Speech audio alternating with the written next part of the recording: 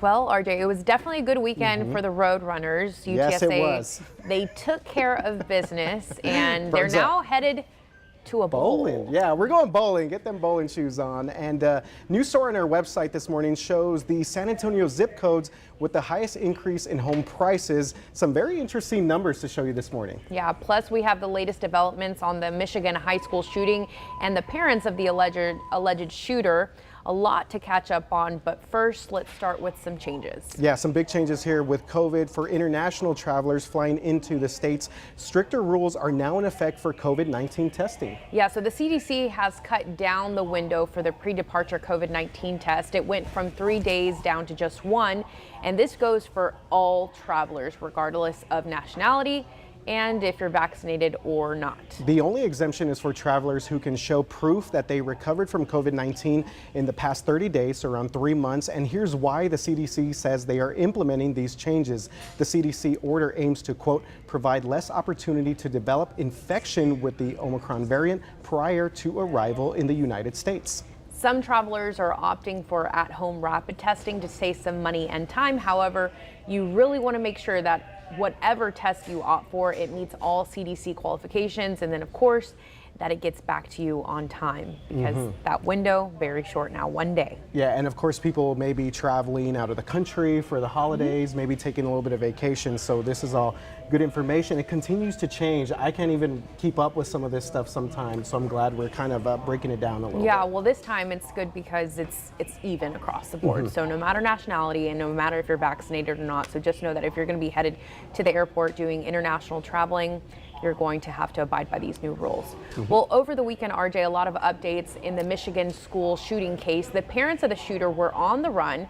Police eventually arrested that couple, and now they're being held on bond. Yeah, this has been a crazy story over the past weekend. Jennifer and James Crumbly are the parents of 15-year-old Ethan Crumbly, who's accused of killing 4 classmates and wounding several others during that high school shooting last week in Michigan. And on Friday, his parents were charged for involuntary manslaughter, but didn't show up to the arraignment that afternoon. A lot of questions of why they didn't show up, but it wasn't until Saturday that police found the fugitives hiding in a warehouse in Detroit. So that's about 40 miles south of the Oxford area where they were supposed to be.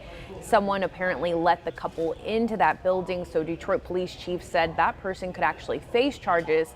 That person hasn't been identified, and of course no charges filed just yet. Right, so right now each of their bonds are set at $500,000. Now the parents are being housed at the Oakland County Jail. That is the same jail that their son Ethan is currently at. Authorities said all 3 being monitored under suicide watch. And as we saw over the weekend, just this thing kind of got pretty crazy on Friday. Yeah. When they couldn't find the parents, they didn't show up, and a lot of people were wondering, well, did they flee or what happened? Yeah, so more information on that is that the parents actually withdrew $5,000. The attorneys of the family were saying that they weren't at Oxford because they were trying to be safe. Again, that's stuff that hasn't been determined by police, but they didn't show up to the arraignment. So that's the bad part there. Now, when it comes to where they're being housed right now, same jail as you mentioned as their son, but their son may not know that his parents are being housed there, or that his parents were even considered fugitives at one point, because he's been in isolation. And again, the 3 of them now on suicide watch. Yeah, definitely. Yeah. I mean, it's sad all the way around. Over the weekend, there were a lot of tributes to, of course, those victims there at Oxford Township. Even the Detroit Lions, their football team, they were wearing like the logo of the school. So there's been a lot of tributes there as well. But of course, a tough situation. We will continue to follow the latest developments there. All right, closer to home, people currently selling a home or looking for one know this all too well. Even I, who am neither boat, know about this. The prices for homes in San Antonio are soaring, but this morning we have those numbers to back it up. That's right. KSAT digital journalist Mary Claire Patton just posted an article on her website that shows the 12 San Antonio area zip codes with the highest increase in home prices. And it's a lot. Yeah. Zillow reports that over the last 3 years, some San Antonio area zip codes have seen increases of, brace for this, 40 to 50% in medium home sale prices. That is a lot. It is a lot. It's unbelievable, honestly. And in October, 99.5%, so basically all homes on sale, were sold at above or the list price. So there are now 4 San Antonio area zip codes with a median home sales price of over $500,000, $500,000. It's unbelievable. Gosh. Yeah. And when you look at the homes, I would love to like drive through the neighborhood, see what was on sale, and then kind of guess, with location and the looks of the home. But now it doesn't matter. No, it doesn't. And obviously it's been a mixture of things. We get people moving in from out of state, and then that kind of drives up a little bit of the prices here. And also, I also read a report recently that people in Austin are now moving down because the prices up there have become so expensive as well. So in Austin, maybe people migrating a little bit further south, maybe just have a little bit of a longer drive to work, I guess, or maybe just working from home now. And then the other thing is that, realtors are saying that this is going to take some time before we see it come back down. You're talking not anytime soon. So I'm like, when I'm in the market, I hope that it goes back down. But obviously all around, just housing, very expensive, because even rent has gone up.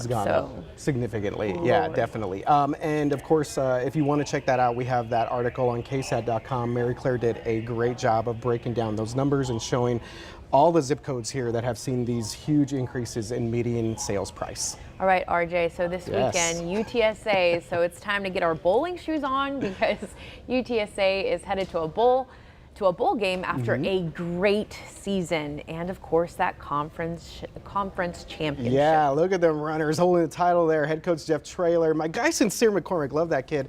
Been covering that kid since college. So they won the school's first since high school. Oh, I was since high school he was at Judson. So they won the school's first conference championship on Friday. It was a packed house at the Alamo Dome. Alicia, you got to do some tailgating before the game out there. What was that scene like? So I compared it to, I think maybe a year or two ago when I was at a tailgate for UTSA. And I mean, it was a party. People were lining up since 9 a.m., grilling since 11. It was just an all-day party. And then we were there till 5 or 6 for the newscast. And I remember some of the people that I ran into, they're like, "Are you going to the game?" I'm like, "No, I'm going home. I'm ready for a nap." It was so hot, but a lot of fun. Yeah, and you can see right there, Coach Traylor getting the Gatorade bath. So UTSA now playing in the Tropical Smoothie Cafe Frisco Bowl, but a lot of people were concerned about that. So we have a couple of commenters here on our article on KSAT.com. It says, well, that's nice. This is from Mike 2021, but for being Conference USA champs, I would have expected a better bowl game and matchup. I thought they were heading to the Independence Bowl. The Aztecs are 11-2, right? San Diego State, that's who they're playing. Okay. And UTSA is 12-1, so it should be a fun game in Frisco. Joe's 2121 says San Diego State Aztecs ? Oh man, got to gear up. They are tough and have been for years. Get them Roadrunners. Yeah, so some mixed reaction there to UTSA going to bowl game, but it's been an incredible season for them. And again, that bowl game is going to be the Tropical Smoothie Cafe Frisco Bowl. It's going to be up at Toyota Stadium where the soccer team plays, Dallas FC. So that's cool. One of the things that I did love about the tailgating experience is talking to the alum or those season ticket holders, like the OG fans. Yes. And they all said that they were just so thankful that really the city has gotten behind this team. So I'm sure that many of those hardcore fans will make it out to that game too. Yeah, and they're still such a young program, 10 years in, and so good to see all those fans. And apparently a lot of the older players were there as well on the sidelines, so this is really cool. This was a party. We've seen the mayor show up at these games now, so this is really a big moment for the city, and great job for UTSA. All right, so we definitely noticed differences this morning when we walked out the door. Well, after humid, yucky, I'd say, weekend. I agree. It was kind of yucky, especially for all the marathon runners out there. I felt so bad for them. They had to compete with that humidity. But yeah, we were kind of preparing people because today's a bit of an upside down day, because as you stepped out the door early this morning, it was still warm and humid, but a cold front moved through. I grabbed my coat before leaving because I know I'll need it later. Way to go, Alicia. And you might hear often that as meteorologists we say up and down the temperature roller coaster.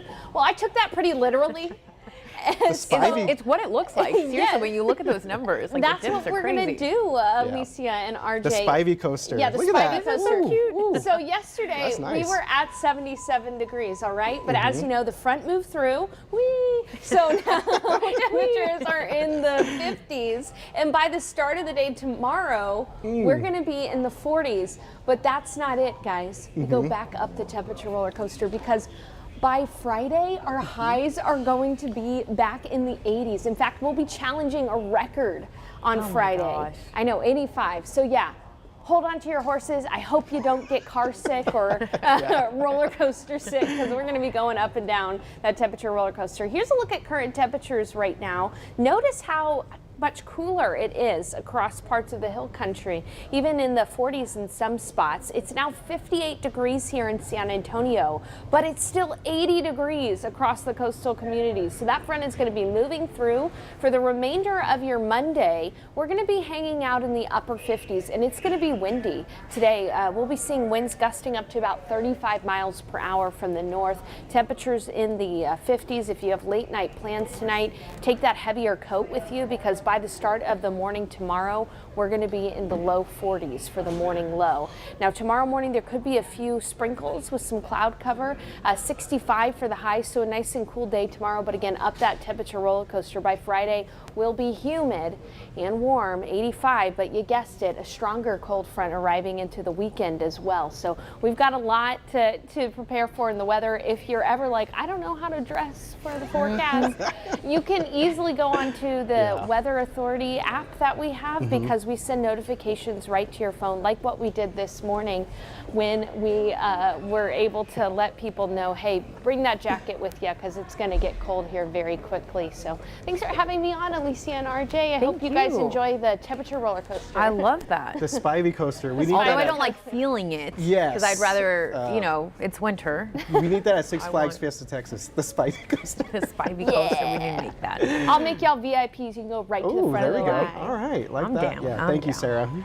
All right, so we talked about it. The marathon this weekend, over 18,000 people accomplished a major task this weekend. Runners, joggers, walkers, they all pushed through the finish line of the Rock and Roll Half and Full Marathon. Yes, God bless everyone who took part in this, because those are tough temperatures. Yeah, there's Mario Oriana. Look at that guy. So the race kicked off around 7:15 a.m. and about an hour later, runners began to sprint across the finish line hours later. Jeez, that's pretty impressive. Yeah, so I think the first person to cross the line was a half marathoner, of course, and it was like in a little bit over an hour.